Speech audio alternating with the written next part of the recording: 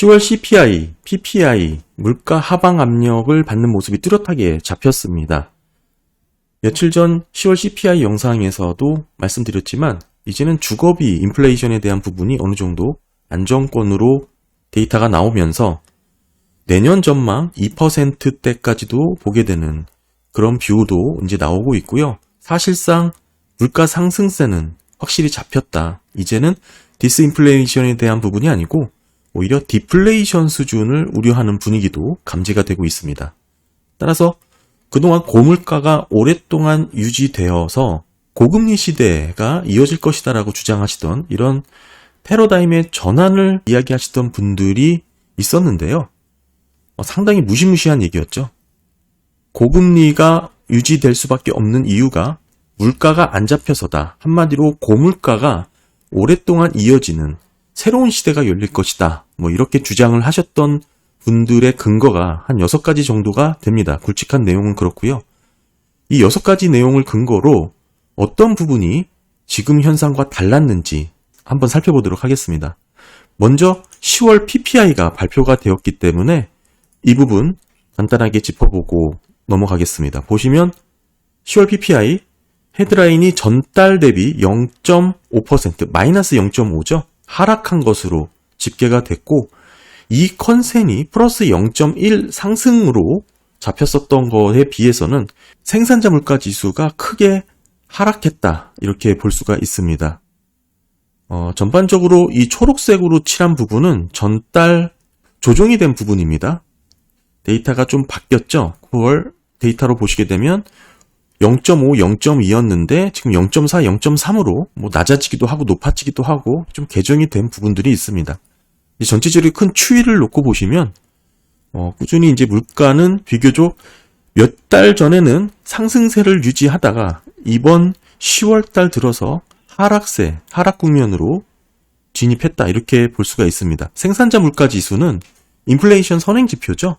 그러니까 생산자들이 물가 상승분을 소비자들한테 전가를 하기 때문에 그래서 의미 있게 살펴봐야 되고요. YOY로 보게 되면 1.3% 상승입니다. 지난달에 2.2%였으니까 크게 둔화가 된 것이죠. 9월 달만 하더라도 지금 5월 달부터인가요? 5, 6, 7, 8, 9까지 상당히 높은 상승률을 보이면서 물가가 안 잡히는 거 아니냐? 그런 얘기가 나왔었는데 이번에 좀 크게 떨어지면서 좀 기우에 불과했다라고 볼 수가 있고요. 쭉 기저효과로 떨어지다가 이렇게 살짝 반등하는 모습이 나왔고 10월 들어서는 재차 하락하는 그런 방향성을 보여주고 있습니다. 전반적으로 이 10월 헤드라인 PPI의 하락은 이 에너지 가격이 주도를 했습니다. 저번 9월 달에는 에너지 가격이 상승을 주도했거든요. 그러니까 결국에는 우리가 알 수 있는 것은 PPI는 에너지 가격에 큰 영향을 받는다. 국제 유가에 따라서 이게 상승도 하고 하락도 한다. 이렇게 간단하게 정리를 할 수가 있겠죠. 이 상품 가격이 마이너스 1.4%로 하락을 했는데 에너지가 마이너스 6.5%로 잡혔기 때문에 하락을 이끈 요인이 됩니다. 코어 PPI도 좀 살펴보면 식품 에너지를 제외한 것이죠. 전월비로 봤을 때는 0.1% 전달보다 더 감소한 것이죠. 하락한 것입니다. YOY로 보더라도 지금 2.9%입니다. 여전히 좀 높은 모습이긴 하지만 그래도 지금 전달 3에서 이제 2자를 찍은 그런 모습이고요. 코어는 꾸준하게 좀 대체적으로 안정적으로 감소되고 있는 모습을 보여주고 있습니다. 며칠 전 나왔던 CPI나 지금 어제 발표됐던 PPI, 물가지수 모두는 지금 현재 상당히 안정적으로 하락하는 모습이 나왔고 디스인플레이션, 즉 물가가 감소하는 경향은 뚜렷하게 확인이 되었습니다. 여기서 오히려 소프트하게 하락하는 것이 아니고 좀 과격하게 감소하거나 지속적으로 감소하게 되는 한마디로 디플레이션에 대한 우려 또한 슬슬 증가하고 있는 게 사실이고요. 이렇게 된다면 경제에 부정적인 영향을 줄 수밖에 없겠죠. 연준이 기대하는 것은 물가 상승 압력이 약화되는 것만을 기대하겠지만 많은 데이터들이 딱 거기서 멈춰주길 바라겠죠. 한마디로 골디락스라고 표현도 하고 골든패스라고도 하는데 어찌됐든 지금 이 경제가 소폭 둔화되는 이런 상황에서 멈추게 될지 아니면 그 하방 압력을 더 크게 받아서 위축되거나 침체의 영역으로 빠지게 될지 지금 딱 그 경계에 서 있다. 뭐 이렇게 말씀을 드릴 수 있다고 봅니다. 침체 구간의 초입으로도 해석될 여지가 상당히 많습니다. 이런 물가 지표가 나오고 있는 가운데 오래전부터 물가가 안 잡히고 그로 인해서 높은 금리가 유지될 것이라고 주장하시던 분들이 계셨는데요. 6가지 중에 첫 번째부터 좀 살펴보면 한마디로 70년대 이런 낙타 등의 모습이 재현될 것이다. 뭐 이렇게 주장하신 거죠. 70년대의 그래프를 가져와서 인플레이션 추이와 이 유사성을 뭐 억지로 끼워 맞췄다. 뭐 그렇게밖에 저는 표현이 안 되는데요. 사실 레리 서머스도 이런 언급을 했었죠. 70년대 인플레이션 추이와 지금 현재가 비슷하다. 뭐 이러면서 공포 분위기를 이끌기도 했는데 사실은 당시와 지금의 매크로 환경은 너무나 많이 다릅니다. 그러니까 너무 근거 없이 물가 추이만, 이 그래프 모습만을 접목시켜서 그때처럼 지금도 될 것이다 라고 주장하는 내용이 저는 쉽게 납득이 안 갔었는데, 첫 번째로는 당시는 인구가 크게 늘어나면서 경기가 확장하던 구간이었습니다. 70년대는. 70년대 인플레이션은 그 점을 먼저 보셔야 되는데, 사실 70년대는 인플레이션이라고 보기보다는 스태그플레이션이었죠. 그리고 71년도 금태환 제도의 폐지를 배경으로 시작되었다는 점을 이해를 해야 됩니다. 베트남 전쟁 이후에 장기적인 비용 충당을 위해서 달러 가치가 하락을 했죠. 여기서부터 유발된 인플레이션 상승 압박이 있었다는 것을 고민해야 되고, 결국 달러 가치가 하락하니까 지금이랑 완전히 다르죠. 지금은 달러 인덱스가 상당히 강달러를 지금 보여주고 있습니다. 상당히 높은 레벨이에요. 하지만 당시에는 달러 가치가 계속해서 떨어지자 오펙들이 담합을 했죠. 그래서 국제 유가가 치솟고, 이런 연유로 73년도에 오일 쇼크가 발생을 하게 됩니다. 지금은 어떤가요? WTI 국제 유가 수준이 상당히 안정적이죠. 어젠가요? 5%까지 급락하기도 했었는데 너무나 굵직한 매크로 환경이 다릅니다. 그리고 이 70년대는 통화량이 증가하던 시기입니다. 현재와는 너무나 굵직한 매크로 환경이 달라요. 지금 M2의 증감률로 보시게 되면 여기입니다. 마이너스 구간에 떨어져 있어요. 이런 낙타 등의 모습, 실현 가능성이 거의 없다. 뭐 저는 그렇게 보고 있고요. 다음 또 주장하시는 내용들이 보시면 화폐적 현상을 많이 이야기하십니다. 돈을 많이 찍어서 인플레이션이 쉽게 잡히지 않을 것이다. 뭐 그런 얘기를 하시는 거죠. 무조건 인플레이션을 화폐적 현상으로만 해석하려고 하는 경향은 매우 위험합니다. 돈을 많이 찍어서 그렇다. 뭐 이렇게 주장을 하시는데 뭐 일견 맞는 말이긴 합니다. 하지만 지금은 달러라는 것을 기억을 하셔야 되고요. 전 세계에서 기축통화로서 어디서든 유용하게 쓸 수 있는 달러, 그리고 화폐적 현상을 이야기할 때는 유동성을 좀 분리해서 봐야 된다고 제가 계속해서 말씀을 드렸죠. 중앙은행들의 자산이 늘어나는, 즉 협의의 유동성이죠. 본원통화가 늘어나는 부분과 지금 보시는 이 시중통화, 시중 유동성이죠. M2로 나눠서 이해를 해야 됩니다. 일반적인 우리가 통화적 현상, 화폐적 현상으로 이야기하는 유동성을 얘기할 때는 M2죠. 지금 보시면 쭉 증가를 하다가 코로나 때 급격하게 기울기가 높아진 것을 확인할 수가 있습니다. 제가 여러 번 말씀드렸죠. 이번 코로나 시기는 이 M2가 급격하게 늘면서 인플레이션을 촉발한 원인이 맞습니다. 이게 결국 초과 저축률로 이어졌고, 이 부분이 오랫동안 지금 경기 침체를 뒤로 미루게 되는 그런 굵직한 요인으로 작용을 한 것이죠. 그런데 이 돈이 풀린 게 중앙은행을 통해서 풀리게 된다면 08년도 때죠. 이런 화폐적 물가 상승 요인이 얼마든지 시중은행으로부터 통제를 하면서 컨트롤할 수가 있습니다. 이 얘기를 경제학적으로 말씀을 드리면 돈을 푼다. 단순히 그렇게 보시면 안 되고, 이전 지출의 급증, 가계의 계좌에 직접 꽂아주는 돈이 아니라면 정부 투자나 정부 지출이 늘어나는 부분은 인플레이션의 자극 요인으로 보기는 상당히 어렵습니다. 더 나아가서 인플레이션의 급등 요인으로 진행될 가능성도 매우 낮습니다.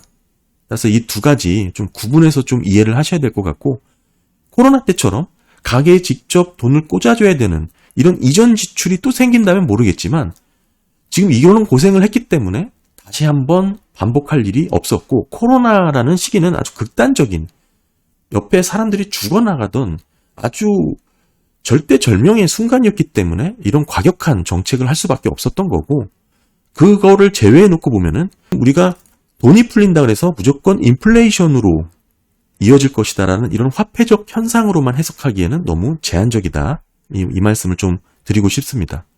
그리고 세 번째는 전쟁으로 인해서 글로벌 공급망이 훼손됐다. 뭐 이렇게 주장을 하시는 거죠. 어떤 내용이냐면 이걸로 보시면 됩니다.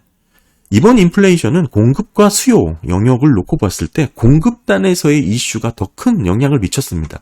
따라서 뉴욕 연은이 공급망 압력 지수를 잘 살펴야 됩니다. 이때 이렇게 치솟았던 게 결국에 인플레이션, 공급망을 왜곡시켰던 그런 상황이고요. 현재는 보시는 것처럼 마이너스 구간인데 9월 마이너스 0.7에서 10월 마이너스 1.74로 떨어졌습니다. 이 떨어진 위치가 지금 공급망 압력 지수를 측정한 이후로 가장 낮은 수준까지 떨어졌습니다. 26년 만에 최저 수준이에요. 이 얘기는 공급망에 대한 왜곡이라든지 압박 요인이 사라졌다. 오히려 수요가 더 위축되고 줄어들었다는 것을 보여주고 있는 것입니다. 이런 부분이 맞물리는 게 사실 최근 국제 유가의 프라이싱을 놓고 보면 이 이슈가 감산을 하고 있다는 점에서 우리가 놓쳐서는 안 됩니다.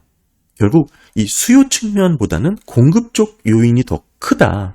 계속해서 감산을 하고 있는 와중에 지금 현재 국제 유가의 레벨이 75불 정도에서 거래가 된다는 것은 공급망 압력 지수에 대한 부분, 결국 70년대처럼 수요가 폭발적으로 증가하면서 경기가 확장하던 구간의 그런 인플레이션이 아니고 오히려 공급단에서의 왜곡으로 발생된 인플레이션이었다는 점에서 봤을 때 지금 그 부분이 빠르게 해결이 됐고 오히려 최저 수준까지 떨어졌다. 따라서 지금 보시는 것처럼 전쟁으로 인한 글로벌 공급망이 훼손된 부분은 더 이상 고금리, 고물가가 유지될 만한 근거로 거론되기에는 상당히 좀 거리가 있습니다. 다음은 임금 상승이 있었기 때문에 이 부분이 또 인플레를 유발할 것이다. 이렇게 보시는 건데 제가 IMF 보고서를 갖고 말씀을 드렸었죠. 임금 상승이 인플레를 유발시키는 요인이냐 논문 결과입니다. 보시면 장황하게 22개 정도의 직접 사례를 갖고 와서 임금과 물가에 대한 스파이럴에 대한 논문을 발표를 했습니다. 결론적으로 말씀드리면 물가 상승으로 이어지지 않는다가 핵심입니다. 우리는 일반적으로 임금이 오르면 인플레가 따라오르는 이런 나선 효과를 우려를 하는데 한마디로 임금 상승 주도의 인플레이션이 반복될 것이다라고 보는 것이죠. 그래서 임금 상승률을 중요하게 보는데 사실 이 관련 주제로 IMF가 한 보고서를 냈고 결론은 아까도 말씀드렸다시피 임금 물가가 계속적으로 나선 효과처럼 악순환돼서 오히려 임금 인플레이션을 자극하는 그런 요인은 실제 일어날 가능성이 상당히 낮다. 이렇게 결론을 내렸습니다. 직접적인 사례를 꼽아가면서 한 번 있었는데 언제 있었냐? 아까 말씀드렸던 70년대입니다. 이 낙타 등 때 한 번 있었는데 당시는 70년대는 노동조합의 이슈까지 얽혀 있었던 부분이기 때문에 지금과의 상황은 많이 다르죠. 노조 가입률이라든지 임금 협상력이 당시와는 너무 많은 차이점이 있습니다. 그러니까 한마디로 임금 상승률이 높아진다고 하더라도 인플레이션의 원인이 되는 게 아니고 지금 임금 상승률은 인플레이션의 결과다라고 주장을 하고 있는 그런 논문입니다. 오히려 더 나아가서는 임금 상승이 지속이 된다면 결국에는 물가 압력이 낮아진다. 오히려 물가가 떨어진다. 그렇게 이야기를 하고 있습니다. 실제적인 사례를 갖고 논문으로 발표된 부분이니까 임금 상승이 인플레를 유발할 것이다. 이런 근거는 좀 부족한 것으로 볼 수가 있고요. 이 부분도 있죠. 정부 지출이 많아서 결국 인플레이션이 잡히지 않을 것이다. 계속적으로 인플레이션이 높아질 것이다. 이렇게 주장을 하시기도 하는데 이겁니다. 재정적 물가 이론. 제가 또 논문을 찾아서 또 말씀을 드렸죠. 인플레이션이 결국 통화적 현상인가에 대한 이런 부분. 제가 말씀을 드렸지만 궁극적으로 통화를 제외하고 순수 재정 요인으로 인플레이션을 설명할 수 있는가에 대한 논문인데요. 결론은 현실성이 검증되지 않았다. 그리고 논리적 타당성이 유의하지 않다. 이론 자체에 논리적 결함도 있다. 그러면서 현실적이지 않고 현실과는 상당한 괴리가 있다. 상당히 부정적인 결론을 내고 있습니다. 이 재정적 물가 이론에 대해서는 결국에는 통화 정책을 배제하고 순수 정부 지출, 이것만으로는 인플레이션이 늘어나는가? 상당히 말이 안 된다라는 내용으로 장황하게 복잡하게 지금 학문적으로 논문을 썼는데 결론은 그렇습니다. 정부가 돈을 많이 풀어서 인플레이션이 도래한다? 유지된다? 이거는 글쎄요, 아닌 것으로 볼 수가 있고요. 가장 많이 내러티브로 이야기하시는 게 공급망 재편이죠. 미국을 중심으로 한 공급망의 재편. 이 부분을 또 많이들 얘기하시는데 지금 사실 공급망의 우회 전략이 생각보다 심각합니다. 이 부분은 자본의 속성과도 연관지어서 해석할 수 있는 부분이라서 쉽게 해결되지 않을 수가 있어요. 칩스라든지 IRA 법으로 아무리 미국 중심의 공급망을 재편한다고 하더라도 자본이라는 것은 1%라도 수익이 나는 곳이라면 지옥이라도 가는 게 속성입니다. 이걸 반대로 해석하면 같은 제품이라면 가격이 싸다면 어떻게든 소비가 되고 수출이 되는 게 특성이겠죠. 이 사례를 어디서 우리가 캐치할 수가 있는지 보면 엔비디아에서 확인할 수가 있습니다. 중국 반도체 수출 금지법이 통과되니까 이 법을 회피하는 여러 제품들이 만들어졌죠. A100, H100의 수출을 금지하자 중국용으로 A800, H800을 만들어서 이를 우회해서 수출을 했었습니다. 물론 지금은 이마저도 막으려는 움직임이 나오고, 하지만 저는 이 또한 또 새로 피해 나갈 새로운 반도체가 나올 것이라고 봅니다. 모든 규제가 그랬어요. 모든 규제는 그 규제에 촘촘함 빠져나갈 수 있는 여러 방법들이 있습니다. 현실 비즈니스 세계에서는 그게 항상 있었어요. 그러니까 이거를 정책 당국이라든지 학계, 교수님들이 보게 되면 쉽게 이해가 안 되는 부분이겠지만 실제 비즈니스를 하던 사람들 입장에서는 너무나 쉽게 전망할 수 있고 예측할 수 있었던 부분입니다. 이 부분을 많이 놓쳤던 것 같은데 궁극적으로는 미국을 중심으로 한 공급망 재편이 이루어질 것이고 결국 그렇게 하다 보면 글로벌 블록화가 생기게 되고 더 이상 중국의 저렴한 제품이 수출되지 않는다. 그러면서 공급망의 패러다임 변환이 생길 것이다. 이런 주장입니다. 이게 조금 확대가 되면서 지정학적 리스크까지도 지금 언급이 되는 것이죠. 더 첨언이 돼서 앞으로는 비용 위주의 효율성 중심의 공급망이 사라질 것이다. 이렇게 주장을 하시는 건데 가만히 듣고 보면 솔깃합니다. 하지만 딱 거기까지예요. 한마디로 저물가 시대로의 회귀가 어려울 것이다라는 근거로 가장 많이 언급이 되는 이 공급망 재편은 사실 리쇼링 정책의 수혜를 받는 섹터는 매우 한정적이라는 것부터 시작을 해야 됩니다. 반도체, 2차전지, AI, 이 정도밖에 없어요. 그러니까 이 섹터 외에는 여전히 중국이 저렴한 노동력으로 미국에 수출을 합니다. 일부 섹터, 그것도 첨단 산업, 첨단 기술, 반도체 2차 전지에 국한해서 한정된 섹터에 제한해서 이런 공급망 블록이 형성됐다라는 것을 좀 이해를 하셔야 되고요. 이게 첫 번째고, 두 번째는 중국의 노동력 규모라든지 원자재의 접근성을 놓고 봤을 때 현재 기준으로는 이를 완전히 대체할 수 있을 만한 그런 대안이 없는 게 문제입니다. 물론 지금 현재는 베트남, 인도 등이 떠오르긴 하지만 중국을 완전히 배제해 놓고 이를 대안으로 해결할 수 있느냐는 좀 다른 문제입니다. 베트남, 인도 등 여러 국가들이 여전히 공급 전력이라든지 이런 생산 시설의 인프라가 부족한 것만은 확실하고요. 게다가 이러한 모든 비효율성을 커버하면서 디커플링을 유지할 수 있을까에 대해서는 상당히 의문이죠. 더 큰 마지막 세 번째, 미국의 수입이 금지가 됐잖아요. 근데 이 우회 진출이란 부분입니다. 실질적으로 중국 비중은 줄어들 수가 있지만 이 반대급부로 멕시코, 베트남에서의 중국산 수입 비중이 크게 증가를 했습니다. 이게 뭘 의미하냐? 한마디로 중국에서 미국으로 들어가는 직접적인 수출 경로만 차단이 된 거고 우회해서 베트남, 멕시코를 통해서 미국으로 들어가는 것은 막을 수가 없다. 이 얘기입니다.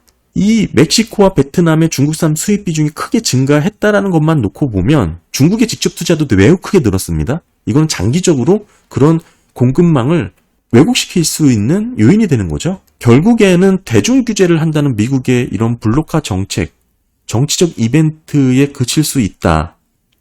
그 정도까지도 보고 있고요. 이런 정책을 순수하게 그대로 믿는다는 것은 사실 실제 비즈니스를 경험해보지 않은 분들, 실수할 수 있는 대표적인 우라고 생각을 합니다. 공급망 체계가 매우 복잡하게 얽혀 있습니다. 이걸 단순하게 수출 통제한 법률 하나로 완벽하게 먹혀 들어갈 것이라고 생각한다는 건 매우 나이브한 생각이에요. 게다가 아직도 글로벌 기업들은 중국의 생산 시설을 계속 유지하고 있고 확대하고 있습니다. 따라서 글로벌 블록화에 따른 물가 상승 내러티브는 글쎄요, 그 한계가 너무나 뚜렷해 보이는 그런 주장이다. 이렇게 말씀을 드릴 수가 있습니다. 최근 CPI, PPI에서도 확인되었듯 물가가 하방 압력을 받고 있는 모습이 뚜렷합니다. 이제 내년에는 2%대까지도 우리가 목표 물가치까지 근접할 것이다. 이렇게 전망하는 뷰가 상당히 많아졌고요. 더 이상 고물가 오랫동안 유지되면서 고금리 시대로의 구조적인 변화를 주장하던 분들이 놓친 6가지에 대해서 한번 정리해봤습니다. 물론 아직 물가가 여전히 높은 수준이긴 맞지만 CPI 영상에서 말씀드렸듯 결국 소비자 물가의 3분의 1은 주거비가 차지를 하고 있고 그 주거비의 선행지표인 진로우의 임대료 추이는 이미 많이 꺾였고 CPI 주거비 또한 쫓아가는 방향성이 잡힌 게 10월입니다. 앞으로도 긍정적으로 하방 압력을 받을 가능성이 높다라는 뜻이죠. 이제는 오히려 물가 둔화 이 정도가 아니고 그 강도가 더 심해져서 침체를 걱정해야 되는 거 아닌가 싶은 그런 우려의 목소리가 더 커질 것으로 보고 있습니다. 이런 패러다임의 전환을 주장하던 분들이 놓쳤던 6가지에 대해서 정리를 해봤습니다. 감사합니다.